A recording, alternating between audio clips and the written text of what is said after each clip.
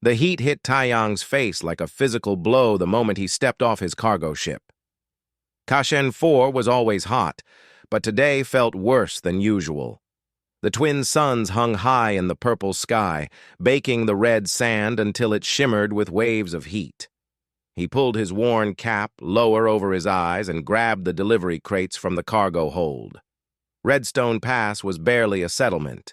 A dozen buildings clustered around a central water processor, surrounded by defense barriers that kept out the worst of the desert's predators. Taiyang had been running cargo to these outer colonies for 3 years now. The pay was decent, and people usually left him alone. That was how he liked it. He hauled the crates toward the settlement gates, his boots crunching on the packed sand. The guards waved him through without much interest. Just another human doing another job. Nothing special. Taiyang preferred it that way. After dropping off the medical supplies at the clinic, he had 4 hours before his next pickup. Enough time to grab a meal and maybe sleep in actual shade for once. He was heading back to his ship when he heard it. A sound that didn't belong in the desert silence. Crying, high-pitched and scared. Taiyang stopped walking. Every sensible part of his brain told him to ignore it. The wastes outside the settlement were dangerous. Whatever was out there wasn't his problem. He had a schedule to keep. But the crying continued, small and desperate. He cursed under his breath and changed direction, moving toward the settlement's eastern perimeter. The guards were watching the main approaches, not paying attention to one human walking along the barrier. Taiyang found a gap in the fence where the metal had pulled away from its post. Someone had been meaning to fix it for months. He squeezed through. The crying was louder now. Taiyang climbed a small rise, the red sand sliding under his boots. At the top he saw it. A child sat huddled against a rock formation, trying to hide in its thin shadow. But this wasn't a human child. The small figure had grayish-blue skin that seemed to shimmer slightly in the heat. A bony crest ran along its skull, still small and undeveloped. Its arms were too long for its body, ending in hands with 4 clawed fingers. Velrathi. Even Taiyang, who tried to avoid galactic politics, knew about the Velrathi.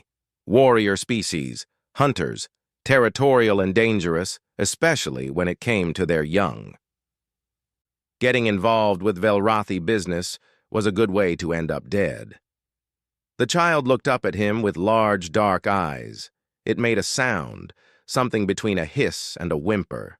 Its skin was dry, cracking in places. One arm hung at an odd angle. The child had been out here for hours at least, maybe longer. Taiyang should have walked away, should have reported it to the settlement and let them handle it. Should have done anything except what he did next. He knelt down slowly, keeping his movements calm and steady. The child pressed itself harder against the rock, terrified. Taiyang held up his empty hands. "Hey, it's okay," he said softly, knowing the child probably didn't understand his language. "I'm not going to hurt you." He pulled off his jacket, the one he kept for when the desert nights turned cold. Moving carefully, he approached the child. It tried to hiss at him, but the sound was weak, dehydrated. Taiyang wrapped the jacket around the small body, protecting it from the sun. The child struggled at first, then went still. Its eyes watched him with confusion and fear. Taiyang pulled out his water container and held it to the child's mouth. The Velrathi youngling drank desperately, water spilling down its chin. "Take it slow," Taiyang murmured. "You'll make yourself sick." He examined the injured arm as gently as he could. Broken, but not too badly. He used the basic medical supplies from his belt to make a rough splint. The child whimpered but didn't pull away. Up close, Taiyang could see it was very young. Maybe 5 or 6 in human years, though he wasn't sure how Velrathi aged. "Where's your mother?" he asked, looking around the empty wastes. Nothing but sand and rock in every direction. How had a child this young gotten so far from the settlement alone? The youngling made a sound, something that might have been a word in its own language. Then it reached out with its good arm and gripped Tai Yang's shirt. The small claws caught in the fabric. Tai Yang sighed. He couldn't leave it here. The desert would kill it by nightfall if the predators didn't find it first. He scooped the child into his arms, keeping the jacket wrapped around its body. The Velrathi was surprisingly light. "All right, kid. Let's get you somewhere safe." The walk back to the settlement took longer with the extra weight. The child kept its face pressed against Tai Yang's chest, making small sounds that tugged at something in his heart. He found himself speaking softly, words of reassurance that the child couldn't understand but seemed to find comforting anyway. "It's okay. We'll find your family. You're safe now." When he squeezed back through the gap in the fence, Tai Yang noticed the settlement seemed different. The normal afternoon activity had stopped. People stood in small groups, speaking in low voices. The guards at the main gate were armed with more than their usual weapons. Tai Yang approached a merchant he knew, a trader named Minho, who dealt in water filtration parts. "What's going on?" Tai Yang asked. Minho's eyes widened when he saw what Tai Yang was carrying. "Are you insane? Where did you find that?" "Out in the wastes." "What's happening?" "There's a Velrathi Huntress in the settlement. She arrived this morning looking for her missing child. Been tearing the place apart. The guards have her contained in the central square, but barely. She's threatened to kill anyone who gets near her." Tai Yang felt the child grip his shirt tighter. "This must be her kid." "Then you need to return it immediately, but be careful. Velrathi are dangerous when they're calm. When they're worried about their young?" Minho shook his head. "They're deadly." "I'll be careful," Tai Yang said, though he wasn't sure what careful meant in this situation. He adjusted his hold on the child and started walking toward the central square. People moved out of his way, staring at the bundle in his arms. Some looked at him like he was already dead. The child had stopped crying. It seemed calmer now, its breathing steady against Tai Yang's chest. He could feel it starting to relax, the small body growing heavier as exhaustion took over. The youngling made a small chirping sound, almost content. Tai Yang didn't know much about Velrathi biology, but he understood children. This one felt safe with him now. That was something, at least. As he approached the central square, he heard a sound that made his blood run cold. A hiss, low and full of rage, carried on the hot desert air. He saw the guards standing in a wide circle, their weapons drawn but not aimed. They were trying to contain something without provoking it. In the center of the square stood a Velrathi female. She was tall, easily 7 feet, with fully developed crest plates along her head and shoulders. Her skin was darker than the child's, a deep blue-gray that rippled with barely contained tension. She wore minimal armor, revealing corded muscle and natural chitinous plating along her arms and legs. She was pacing, her head swinging back and forth, scanning everything. Her hands ended in claws that could tear through metal. This was a hunter, a predator, and she was looking for her child. Tai Yang took a breath and stepped forward into the square. The huntress's head snapped toward him instantly. Her eyes locked onto the bundle in his arms. For a moment, everything went completely still. Then she moved, faster than anything that size should be able to move, crossing the distance between them in heartbeats.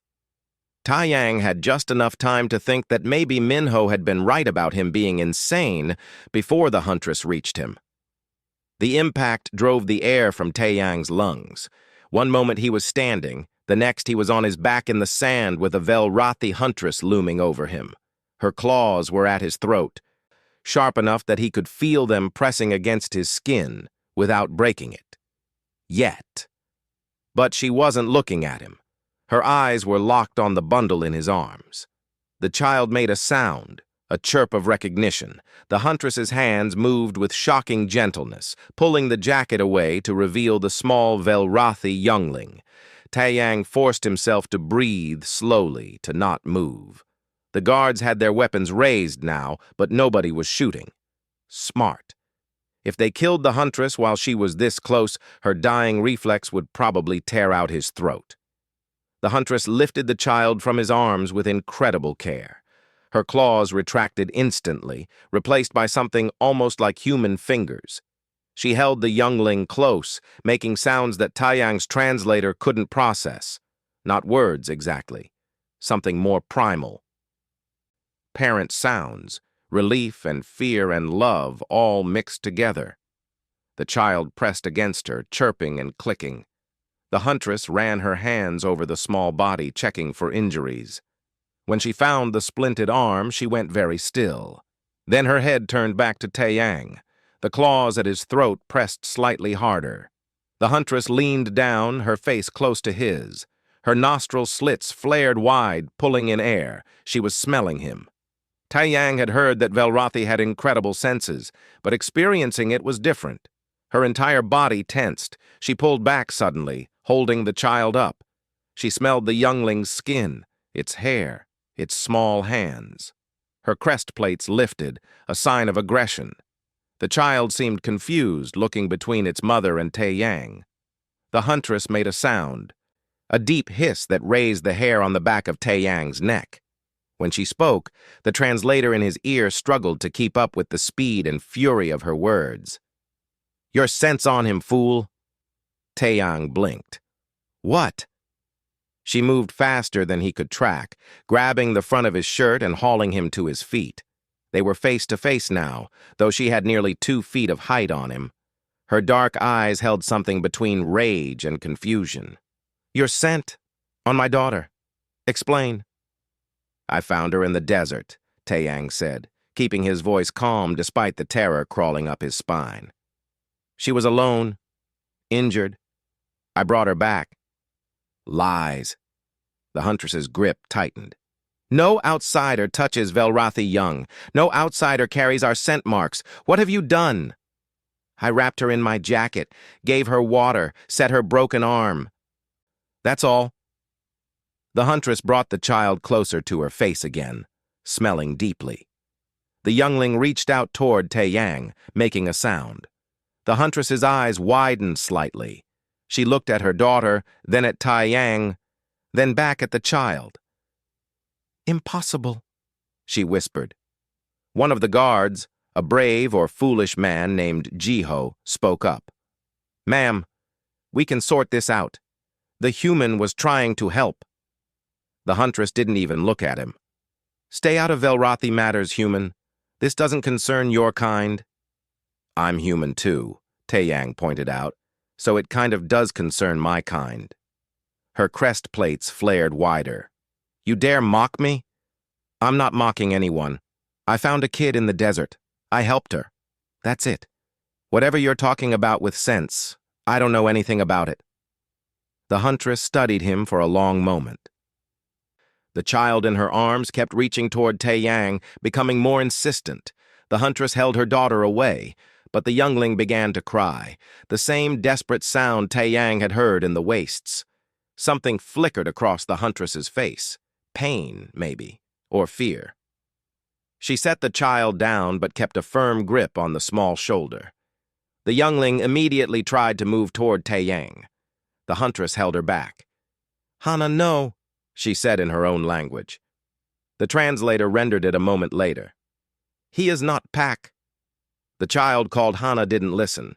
She struggled against her mother's hold, reaching for Taeyang with her good arm. The crying got louder. Taeyang knelt down slowly, making himself smaller and less threatening. "Hey, it's okay. You're with your mom now. You're safe."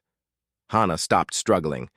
She looked at him with those large, dark eyes, then made the same content chirping sound she'd made earlier. The sound a child makes when they feel protected. The Huntress's breath caught. She pulled Hana back, holding her close. When she looked at Taeyang again, the rage in her eyes had been replaced by something more complex. Confusion, disbelief, and underneath it all, fear. "What have you done?" she asked again, but this time it wasn't an accusation. It was a genuine question. "I don't understand what you're asking." The Huntress stood, lifting Hana with her. The child had stopped crying but kept watching Taiyang over her mother's shoulder. The Huntress addressed the guards without looking at them. "I am Nari, of the Redstone clan. This human has created a situation that requires judgment under Velrathi law. He will remain here until sunset. I must consult with the clan elders. If he attempts to leave, you will restrain him." "We can't just hold someone without charges," Jiho protested. Nari's head turned slowly toward him. "Would you prefer I settle this matter now? Velrathi custom gives me that right." Jiho went quiet. Nari looked back at Taiyang. "You will stay? We will speak again at sunset. If you run, I will hunt you. If you lie to me again, I will know. Do you understand?" "I haven't lied to you," Taiyang said. "But yeah, I understand. I'll be here." Nari's eyes narrowed, studying him. Then she turned and walked away, carrying Hana. The child watched Taeyang the entire time until they disappeared into one of the settlement buildings. The guards lowered their weapons. Jiho approached Taeyang, shaking his head. "You're either the luckiest man alive or the stupidest. I can't figure out which." "Me neither," Taeyang admitted. He sat down on a cargo crate, his legs suddenly shaky. The adrenaline was fading, leaving him aware of just how close he'd come to dying. "What was she talking about? Scent marks?" Jiho sat down next to him. "I don't know much about Velrathi biology, but I've heard things. They use scent to identify family, pack bonds, something like that. It's important to them. I gave her kid water and bandaged her arm. How does that create a scent bond?" "No idea. But if Nari says it happened, it happened.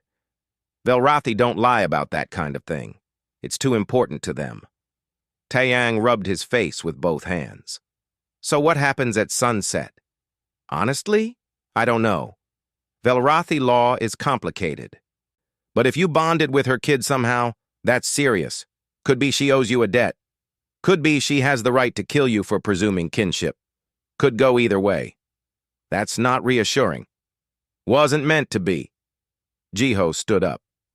"Look, I can't let you leave the settlement. Orders. But I can get you some food and water while you wait. You've got about 4 hours." "Thanks." After Jiho left, Taeyang sat alone in the square, watching the shadows grow longer as the twin suns moved across the sky. Other settlers gave him a wide berth, whispering as they passed. He was the human who'd touched a Velrathi child. He was either blessed or cursed, and nobody wanted to get close enough to find out which. Taiyang pulled out his data pad and started searching. If he was going to face Velrathi judgment, he should at least understand what he was dealing with. The public database had limited information about Velrathi culture. They were a private species, sharing little with outsiders. What he found wasn't encouraging. Velrathi were intensely protective of their young. They had complex social structures based on scent identification. Pack bonds were sacred. Outsiders were never accepted into family units. Never. He found one research paper, written by a xenobiologist who'd spent years studying Velrathi society. There was a section on scent bonding with younglings. Velrathi children instinctively bond with those who provide protection during moments of extreme danger. This bonding is exclusively triggered by blood relatives and occurs through complex pheromone exchanges during physical contact. The bond creates a permanent scent marker that identifies the protector as family. Non-Velrathi cannot trigger this response. The biological incompatibility makes cross-species bonding impossible.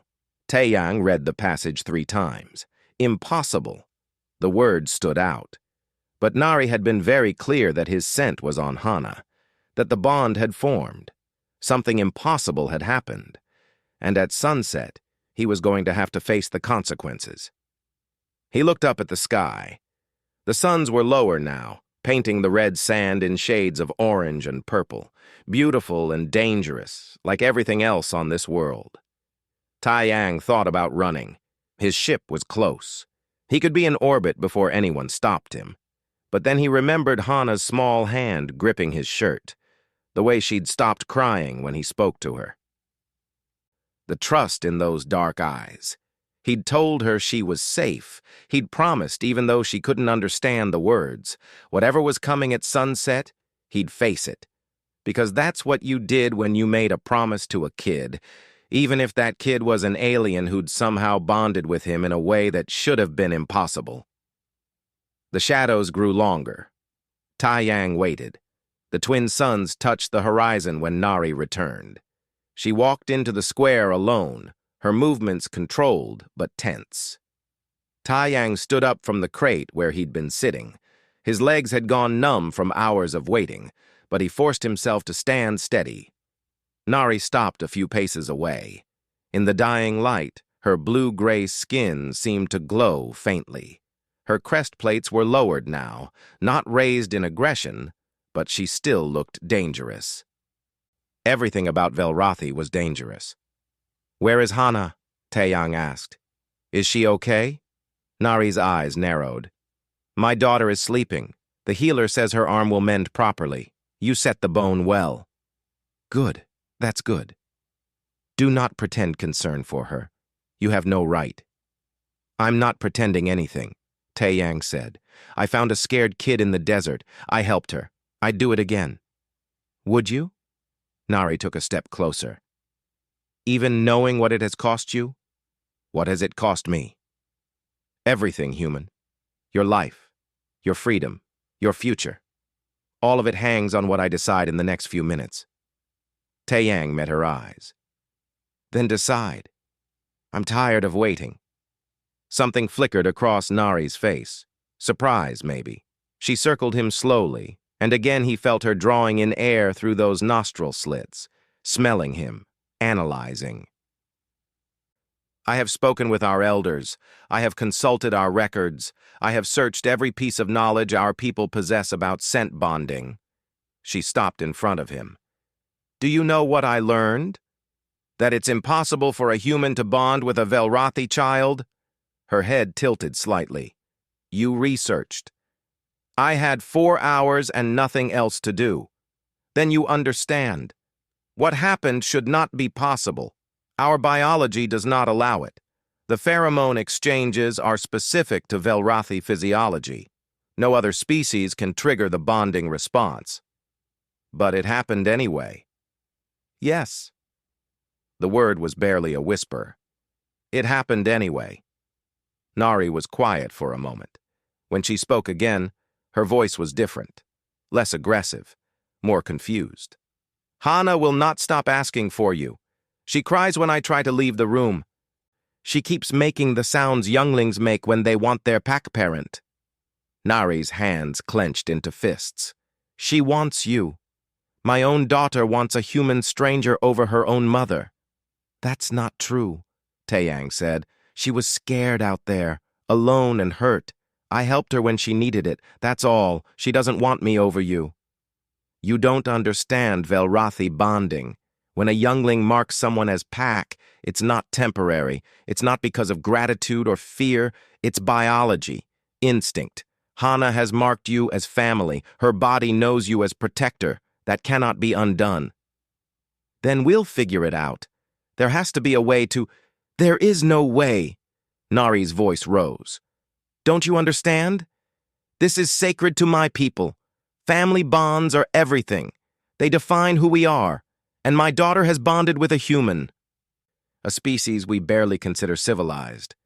A creature who has no clan, no honor codes, no understanding of what this means." "Then explain it to me." Nari stared at him. "You're not afraid." "I'm terrified," Taeyang admitted. "But being afraid won't change anything. So explain it to me. Make me understand." Nari's crest plates lowered further. She moved to a nearby crate and sat down heavily, as if exhausted. For the first time, she looked less like a predator and more like a tired parent. When a Velrathi youngling faces death, truly faces it, their body produces specific markers, stress pheromones. These markers trigger a bonding response if someone provides protection.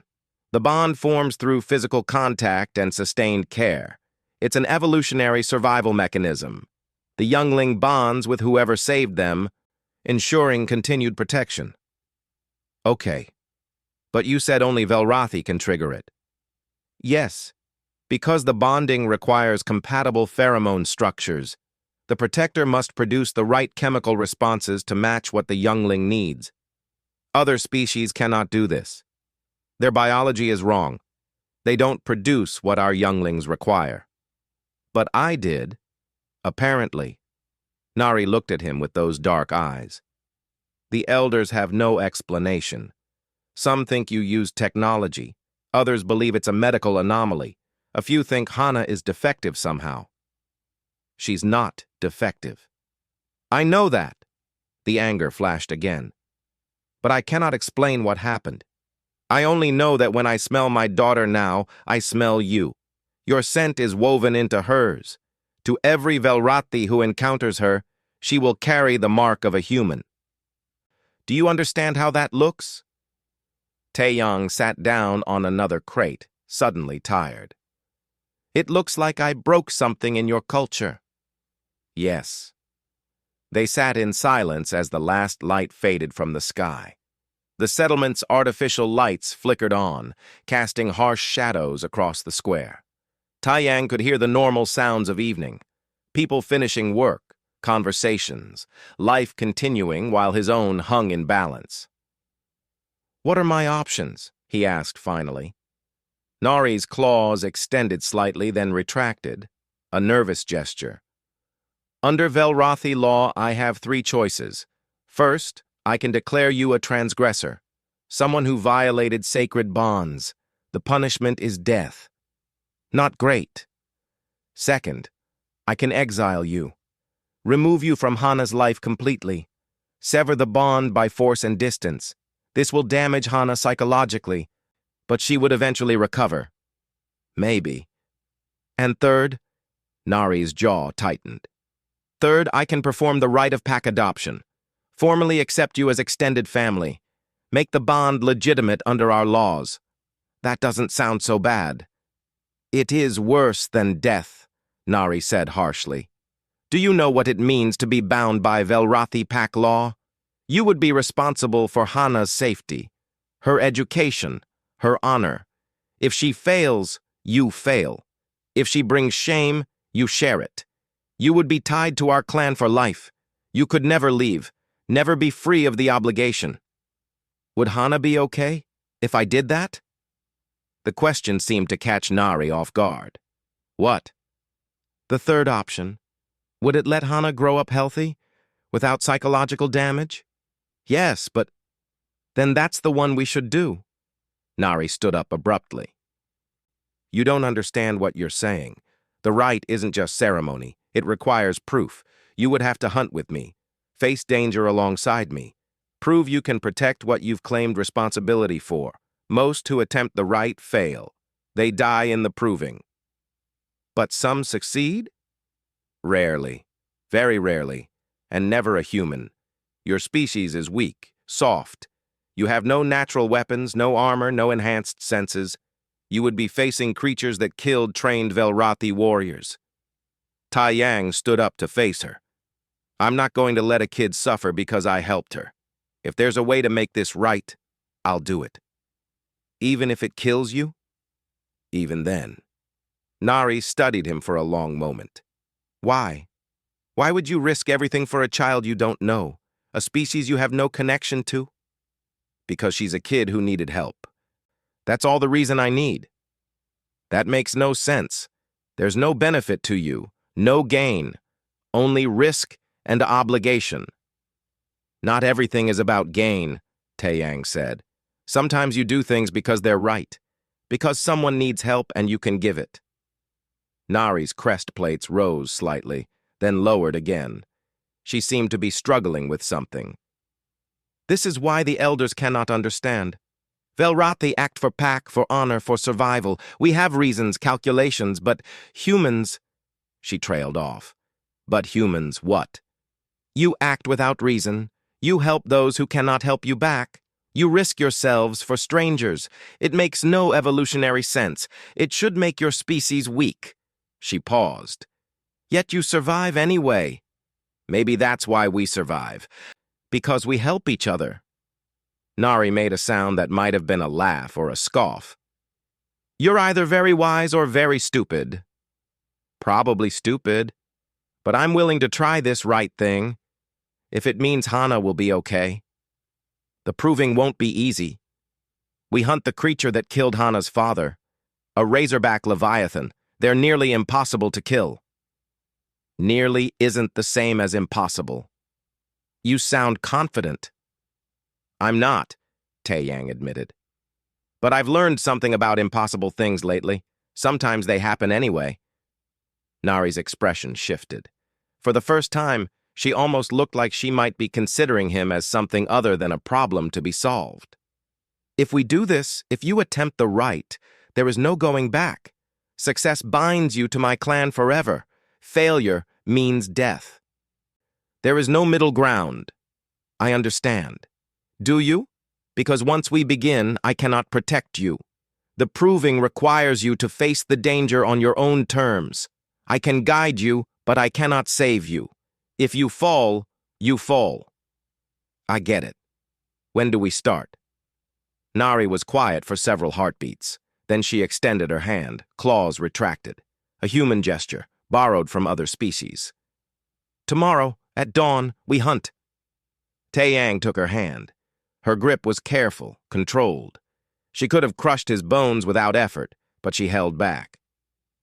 "Tomorrow," he agreed. Nari released his hand and stepped back. "You should rest. Eat. Prepare yourself. The deep desert is not forgiving. Neither are you, I'm guessing." "No, I am not." She turned to leave, then paused. "Tae-Yang. That is your name, yes?" "Yes." "You saved my daughter's life." "That is a debt I cannot repay. But it does not mean I must like you. It does not mean I approve of what has happened. Hana is everything to me. If you fail, if you die in the proving, she will grieve, she will hurt. That is your fault." "I know. Good. As long as you understand." Nari walked away into the darkness. Tae-Yang stood alone in the square, looking up at the stars. Somewhere up there was Earth, his home planet. He wondered if he'd ever see it again. Tomorrow he would hunt something that killed experienced Velrathi warriors. The smart thing would be to run, get to his ship, leave this planet and never come back. But he'd made a promise to a scared kid in the desert, and humans, for better or worse, kept their promises, even impossible ones. Dawn came too quickly. Tae-Yang had barely slept, spending most of the night checking his equipment. He didn't have much. A standard plasma cutter he used for cargo work, a survival knife, some rope and climbing gear. His environmental suit could handle extreme temperatures, but it wouldn't stop claws or teeth. He was loading supplies into his pack when Nari appeared. She wore different armor now, dark and practical. Various weapons hung from her belt and harness. She looked like what she was, a hunter bred for killing. "You came?" she said, sounding almost surprised. "Said I would." "Humans lie easily. I thought you might reconsider once you had time to think." "I don't lie." Tae-Yang shouldered his pack. "And I had plenty of time to think. Still here." Nari studied him, then nodded once. "We leave now. The Leviathan's territory is half a day's travel into the deep desert. We must reach it before the heat becomes unbearable." They left through the settlement's southern gate. The guards watched them go without comment. Everyone knew what they were doing. A proving hunt. Either Tae-Yang would return as clan kin, or he wouldn't return at all. The desert looked different in the early morning light. Less hostile, almost beautiful. The red sand stretched to the horizon, interrupted by rock formations and the occasional hardy plant. Nari set a fast pace. Tae-Yang had to push himself to keep up. "Tell me about this thing we're hunting," he said after an hour of walking. "Razorback leviathans are apex predators. They grow to 20 feet long, with armored plating that can deflect most weapons. Their claws can tear through stone. They hunt by sensing ground vibrations, attacking from beneath the sand. Sounds fun. They killed Hana's father 2 seasons ago. He was an experienced hunter, one of our best warriors. The Leviathan ambushed him during a patrol. We found pieces." Taiyang glanced at her.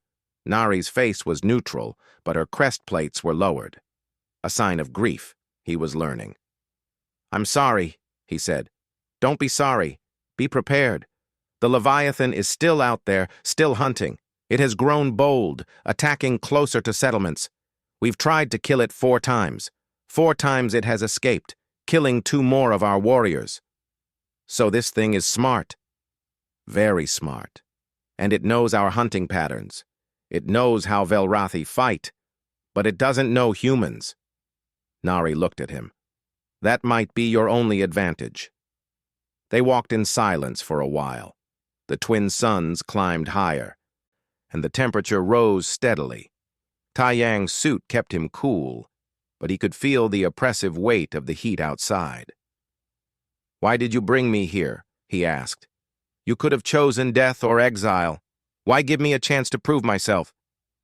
Nari didn't answer immediately. When she did, her voice was quiet. "Because Hana asked me to. She's just a kid. She is my daughter, and she stood in front of me this morning crying and asked me not to hurt the soft one who saved her." Nari's claws extended slightly. "She has never defied me before, never questioned my decisions. But for you, she did. That means something. It means she's a good kid. It means you have changed her. In one day, you have changed my daughter in ways I don't understand. That terrifies me more than any Leviathan." They reached the hunting grounds around midday. The terrain changed here, with deeper sand and larger rock formations. Nari crouched down, examining tracks in the sand. "It has been through here recently, within the last few hours." She pointed to a series of marks. "Those are from its tail dragging. It's big, bigger than the one that killed Hana's father." "Great." Nari stood and looked at him seriously. "The proving requires you to wound the creature, draw blood, prove you can harm what threatens your pack. I will engage it first, draw its attention. You must find an opening and strike, do you understand? You're using yourself as bait." "I am Velrathi. I can survive its attacks longer than you. This is the only way that makes sense." "I don't like it." "You don't have to like it. You have to survive it." Nari checked her weapons. "Stay alert. Watch the sand. When it comes, it will be fast." They moved deeper into the territory. Taiyang's heart hammered in his chest. Every shadow looked like a threat. Every shift in the sand made him jump. His hands gripped the plasma cutter so hard his fingers ached. Nari moved with confidence, her steps deliberate. She was making noise, Taiyang realized, announcing their presence, challenging the Leviathan to attack. The sand erupted without warning. The creature was massive, far larger than Nari's description suggested. It burst from beneath the ground in an explosion of red sand and fury. Its armored body gleamed in the sunlight. The razorback ridge along its spine stood up like blades. Its head was all teeth and hunger. Nari dodged the initial strike, moving with inhuman speed. Her claws raked along the creature's side, but the armor held. The Leviathan twisted, its tail whipping around. Nari took the hit on her shoulder plates, the impact driving her back several feet. The creature dove back into the sand, disappearing completely. "Move!" Nari shouted. "Don't stay still!" Taiyang ran, his boots sinking in the loose sand. The ground trembled beneath him. The Leviathan was down there, tracking them through vibrations. He could feel it moving, circling, choosing its moment. Nari stood in the open, weapons ready. "Come on!" she growled. "Face me!" The Leviathan erupted again, this time directly beneath her. She jumped, narrowly avoiding the snapping jaws. Her claws found the creature's eye, raking deep. The Leviathan screamed, a sound that shook the air. It thrashed wildly, its tail catching Nari across the chest. Taeyang heard the impact from 20 feet away. Nari flew backward, hitting a rock formation hard. She crumpled to the ground. The Leviathan turned toward her, preparing to finish what it started. Taeyang didn't think. He ran straight at the creature, screaming to get its attention. The Leviathan's head swung toward him, blood dripping from its damaged eye. It saw him and lunged. Taeyang dove to the side, barely avoiding the teeth. He activated the plasma cutter, the tool humming to life. It wasn't designed as a weapon, but it would cut through metal. Maybe it could cut through armor. The Leviathan came at him again. This time, Taeyang didn't dodge. He waited until the last possible moment, then dropped to his knees and slid under the creature's body. The plasma cutter carved a line through the softer underbelly armor. Not deep, but enough. The Leviathan roared and spun, its tail sweeping toward him. Taeyang rolled, the tail missing him by inches. He came up running, heading for the rocks where Nari had fallen. She was on her feet again, one arm hanging at an odd angle. "I told you to wound it, not anger it. I'm doing my best," the Leviathan charged. They split up, running in different directions. The creature hesitated, choosing. Then it went after Taeyang, the human, the easier prey. Taeyang ran for a narrow gap between two rocks. He could feel the ground shaking as the Leviathan pursued. He squeezed through the gap. The Leviathan tried to follow, its armored head getting stuck between the rocks. That was when Taeyang saw it, the wound he'd made in its underbelly. Not deep enough to be fatal, but deep enough to expose the softer tissue beneath the armor. Nari appeared on top of the rock formation. She jumped, landing on the Leviathan's back. Her good arm drove a blade deep into the creature's spine, right behind the head. The Leviathan thrashed, trying to dislodge her. "Now!" she shouted. "Strike now!" Taeyang ran forward. The Leviathan was focused on Nari, trying to reach her with its claws. He activated the plasma cutter and drove it into the exposed wound in the creature's belly. The tool sank deep, cutting through flesh and vital organs. The Leviathan screamed again, louder this time. It collapsed, its massive body shaking the ground. Nari jumped clear as it fell. She and Taeyang backed away, weapons ready, but the creature wasn't getting up. Its breathing slowed, then stopped. Silence fell over the desert. Taeyang stood there, covered in sand and blood, trying to catch his breath. The plasma cutter fell from his numb fingers. He'd done it. He was still alive. Nari walked over to the Leviathan's corpse. She placed a hand on its armor, speaking words in her own language that the translator didn't render. A prayer, maybe, or an acknowledgement. Then she used her blade to cut free one of the razorback spines from the creature's back. She turned and walked over to Taeyang. Her arm hung at an unnatural angle, clearly broken, but she ignored it. She held out the spine. "You wounded it," she said. "You drew blood. By the laws of the proving, you have succeeded." Taeyang took the spine. It was heavier than he expected, razor sharp along one edge, proof of the kill. "We did it together," he said. "Yes, we did." Nari's expression was unreadable. That is not how the proving usually works. Traditionally, the candidate fights alone. Is that a problem? I don't know. She sat down heavily in the sand. Nothing about this situation follows tradition. Why should the proving be any different? Taeyang sat down next to her. Everything hurt. He was pretty sure he'd pulled muscles he didn't know he had. "Your arm is broken." "Yes. We should splint it before we walk back." "I know how to splint an arm." "So did I, but you still looked at me like I was crazy for helping Hana." Nari almost smiled. Almost.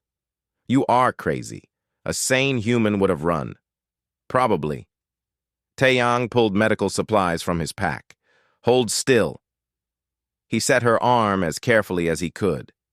Nari didn't make a sound, though he could see the pain in her eyes. When he finished, she flexed her fingers experimentally. "That will do. Thank you. You're welcome." They sat together in the desert heat. Two completely different beings who had just killed something that should have killed them. The twin suns beat down mercilessly. The dead Leviathan lay nearby, already starting to attract scavengers. "What happens now?" Taeyang asked. "Now we return to the settlement. I present the spine to the elders. They will declare whether the proving was successful." Nari looked at him. "If they accept it, you will undergo the rite of pack adoption tomorrow. After that, you will be bound to my clan, to Hana, forever. And if they don't accept it, then you die. But you will die having fought bravely. There is honor in that. I'd rather live. Most do." Nari stood up, wincing slightly. "Come. We have a long walk ahead of us." They began the journey back to Redstone Pass. They reached Redstone Pass as the twin suns were setting again. Word had spread quickly. People lined the streets, human and alien alike, watching as Nari and Taeyang walked through the settlement. Nari carried the razorback spine across her shoulders like a trophy. Taeyang just tried to keep walking despite his exhaustion. 3 Velrathi elders waited in the central square. They were older than Nari, their crest plates thicker and darker. They wore ceremonial markings that Taeyang didn't understand. All 3 studied him with expressions he couldn't read.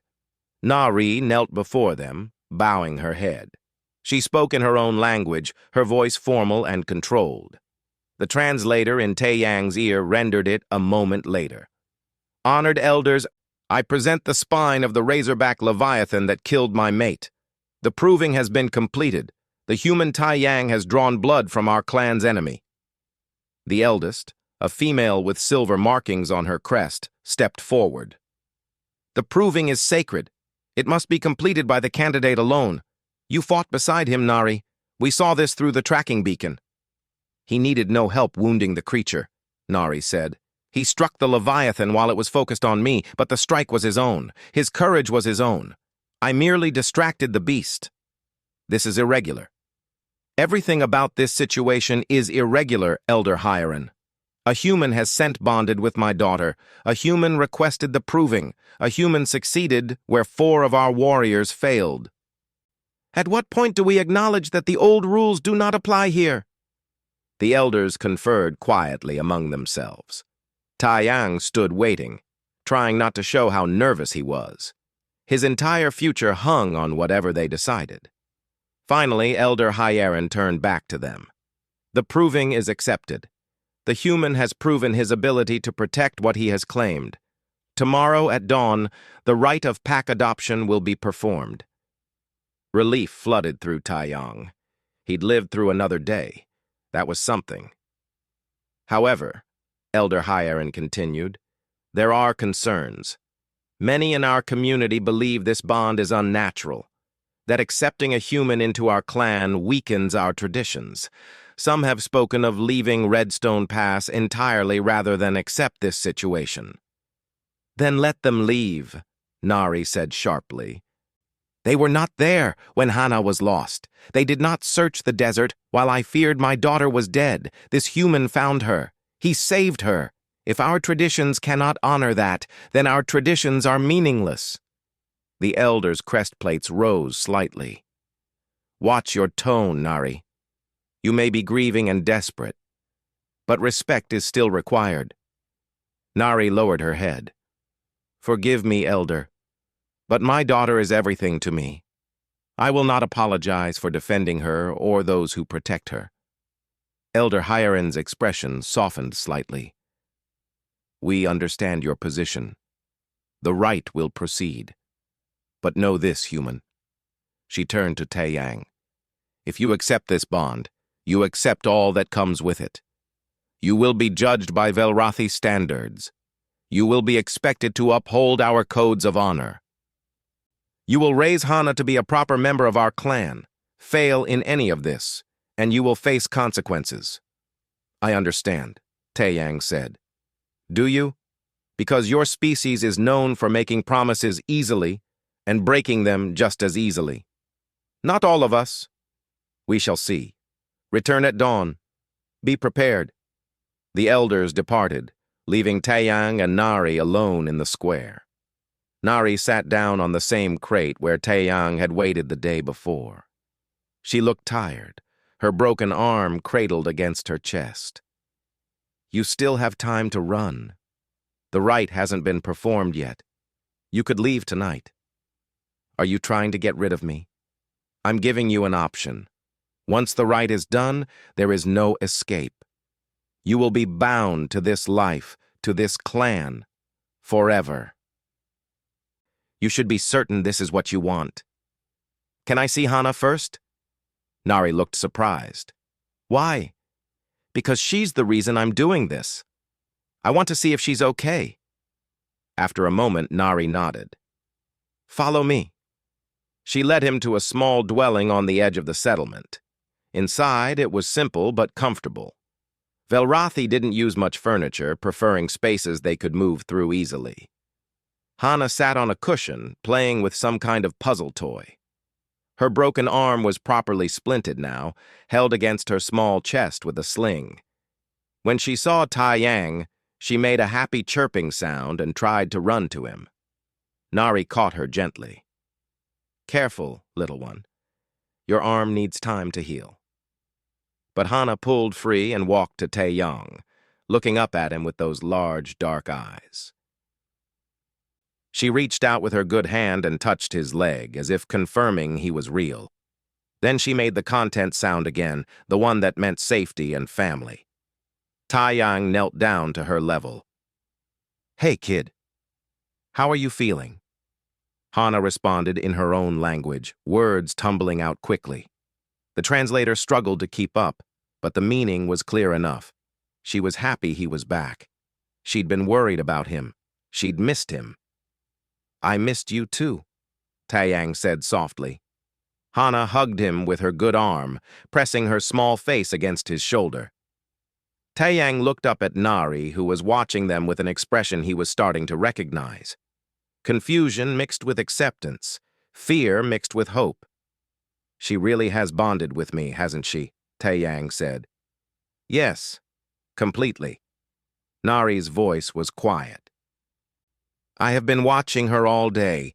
Every time someone opens the door, she looks up, hoping it's you. She barely ate. She just sat there, waiting. That is what pack bond looks like. She needs you now, as much as she needs me. I'm sorry. I didn't mean to complicate your life. I know. That is perhaps the most frustrating part. You didn't try to steal my daughter's affection. You didn't manipulate or scheme. You simply cared for her when she needed it. Nari sat down, looking exhausted. Humans are very strange. So I've heard. Hana pulled back and started talking again, gesturing with her good hand. She was telling him about something. A story, maybe. Taeyang couldn't understand all of it, but he listened anyway, nodding at the right moments. It seemed to make her happy. After a while, Nari said it was time for Hana to sleep. The youngling protested, clinging to Taeyang's shirt, but Nari was firm, speaking in gentle but authoritative tones. Eventually, Hana let go, though she made Taeyang promise to come back. He promised. Outside, under the stars, Nari walked Taeyang back toward his ship. You're good with her. I like kids. Always have. Do you have younglings of your own? No. Never settled down long enough for that. Just been moving around, hauling cargo, keeping to myself. That will change after tomorrow. You won't be alone anymore. I know. They reached his ship. Nari stopped at the boarding ramp. I have been trying to hate you. It would be easier if I could, but you make it very difficult. Sorry about that. Don't be sorry, just be ready. Tomorrow will be challenging in different ways than the hunt was. What happens in the rite exactly? There are words, promises, then the marking. She held up her wrist, showing a pattern of scars. We will cut our skin and mix blood. It's symbolic, but it makes the bond physical, permanent. Okay. You say that so easily, as if blood oaths are common in your culture. They're not. But I've come this far. Not going to back out over a little blood. Nari studied him for a long moment. My mate, Hana's father, his name was Junho. He was brave and strong and honorable. He died protecting this settlement from the Leviathan. I thought I would never find anyone worthy of being in Hana's life as family. Then you appeared, soft and weak, and completely wrong for this role. She paused. And yet Hana chose you. So either she is very wise or very foolish. I suppose we will discover which. For what it's worth, I'll try to be worthy of it. See that you do. Nari turned to leave, then stopped. Taiyang, thank you for finding my daughter. Whatever else happens, whatever complications arise, you saved her life. I will never forget that. You don't need to thank me. Yes, I do. It is important. She walked away into the darkness. Taiyang climbed into his ship and sat in the pilot's chair, looking out at the settlement. Tomorrow, his life would change completely. No more solo cargo runs, no more drifting from place to place without attachments. He would have responsibilities. Family. A place he belonged. It should have terrified him. Maybe it did. A little. But when he thought about Hana's small hand gripping his shirt, the trust in her eyes, he knew he was making the right choice. Dawn came faster than he expected. Taiyang put on his cleanest clothes and walked to the central square. A crowd had gathered. Not just Velrathi, but humans and other species, too. Everyone wanted to see the ceremony, the impossible thing that was about to happen. The elders stood in the center, wearing full ceremonial garments. Nari waited beside them, also dressed in traditional clothing. Hana stood next to her mother, looking small and nervous. Taiyang walked forward. The crowd parted to let him through. When he reached the center, Elder Hyerin began speaking in the Velrathi language. The words were old, formal, a ritual that had been performed for generations. The translator rendered it, "We gather to witness a pack bond made physical. To accept into our clan one who has proven worthy through action and courage. The old ways demand blood of our blood. The new ways demand truth in our hearts. Today we honor both." Nari stepped forward, holding a ceremonial blade. She cut her palm, not flinching. Blood welled up dark against her blue-gray skin. "I am Nari of the Redstone clan. I accept this human as pack-kin. His failures are my failures. His honors are my honors. We are bound."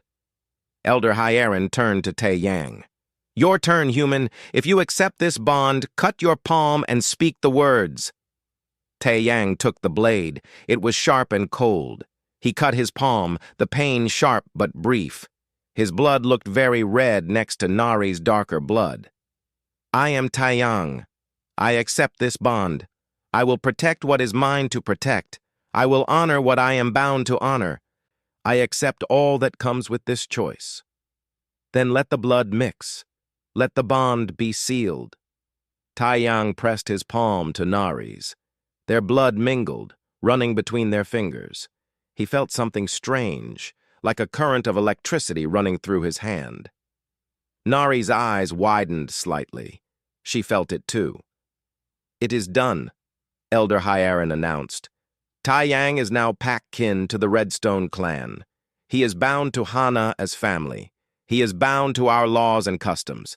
Let all who witness carry this truth." The crowd murmured, some in approval, some in disapproval, but it was done, irreversible. Hana ran forward, hugging Taiyang's leg with her good arm. She was chirping happily, the sound of a youngling who felt complete. Taiyang picked her up carefully, mindful of her broken arm. She pressed her face against his neck, still making those content sounds. Nari wiped the blood from her palm. "Welcome to the clan, Taiyang. Your life just became much more complicated." "Worth it," he said, looking at Hana. "We shall see." But Nari almost smiled when she said it. The months that followed were challenging. Taiyang had to learn Velrathi customs while maintaining his cargo business. His ship became a mobile home for 3 very different people. Hana thrived, learning from both her mother's strength and Taiyang's patience.